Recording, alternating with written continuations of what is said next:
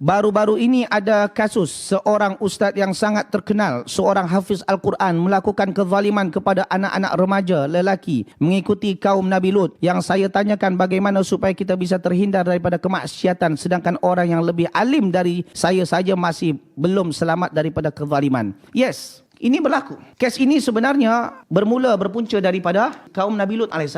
Atatuna al-fahishata ma sabaqakum biha min ahadi minal alamin. Kau buat benda yang mungkar yang sebelum-sebelumnya tak pernah buat pun. Engkau yang first. Ternyata fitnah itu terus berjangkit dari zaman ke zaman sampai hari ini dan sampai hari kiamat. Dan yang terlibat bukan hanya orang awam, bahkan orang-orang alim, orang yang hafiz Al-Quran, ini juga terlibat. Sebab dia berjangkit lebih dahsyat daripada COVID-19.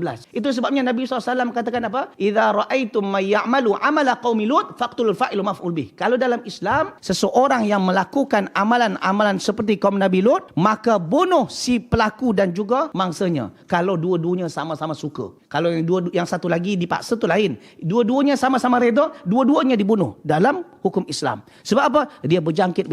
Orang yang melakukan seperti ini boleh jadi dia pernah menjadi mangsa yang lain dan dia ketagihan, akhirnya ketika itu dia mangsa yang orang yang lain. Sampai bila? Sampai dapat posisi. Ada peluang baru dia buat. Tak guna jemaah hafal 30 juzuk. Kalau ada pun Al-Quran 100 juzuk. Andaikan hafal 100 kitab sekalipun. Tapi kalau buat perangai seperti ini perangai sonsang jemaah. Tahu sonsang? Terbalik. Bahkan dia lagi teruk daripada zina. Kalau zina, walaupun dosa besar, tapi normal. Yang ini, sudahlah jahat, perbuatan keji, tak normal. Masih berminat dia sama jenis. Kan pelik tu. Ada penyakit yang bahaya. Dia penyakit sonsang namanya jemaah. Abang cinta abang. Dan ini banyak menjangkiti. Bahkan sekolah-sekolah agama banyak dijangkiti penyakit ni. Maka hati-hati jemaah. Hati-hati jaga anak kita, jaga keluarga kita. Nasihati. Bagi education kepada anak-anak ni. Ada ustaz-ustaz dah belajar sampai Timur Tengah balik, masih buat perangai seperti itu. Hati-hati.